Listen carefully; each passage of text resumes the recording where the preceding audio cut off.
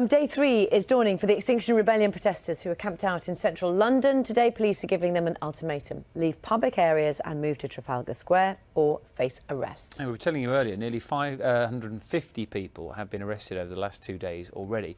Keith Doyle is in Trafalgar Square for us this morning.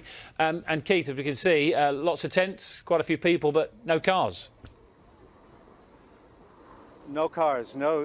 Anyone who knows Trafalgar Square, and many people in the country will know that this is the very centre of London and is usually absolutely jam-packed with cars at any time of the day, but particularly during rush hour. But as you can see, if we just walk around here, it is a camp has been set up.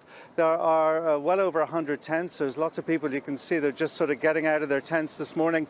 They've been camping here all night. There's 11 sites over London. There's a couple of guys here. You've been here all night? Yeah, we're with Animal Rebellion. Okay, and a comfortable night for you?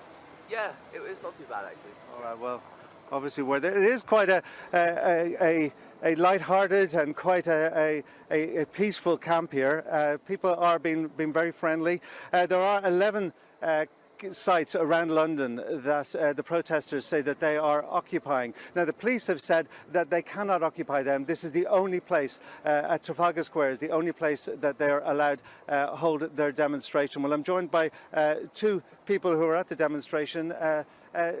Just tell us why you're here. You're a retired teacher. Is this something that you would normally come to? No, it isn't.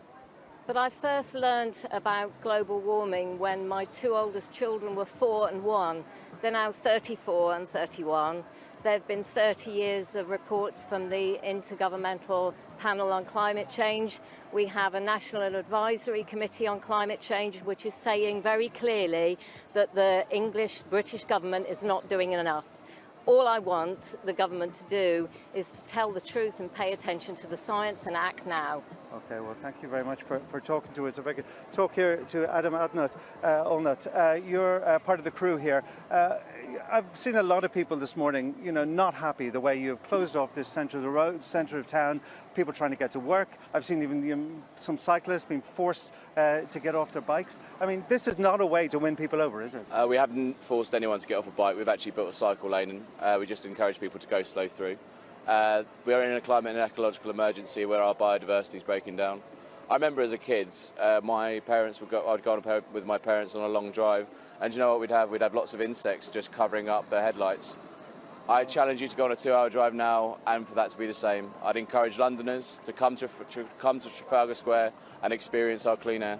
Okay. Clean air, anyway. All right, thank you very much, Adam. Well, I can see the camp is here. It's really taken over the whole of Trafalgar Square. So really, there's no way any traffic is going to get through. So the protesters say that they're going to go to other sites around London, and including City Airport out in East London. So from Trafalgar Square, back to you.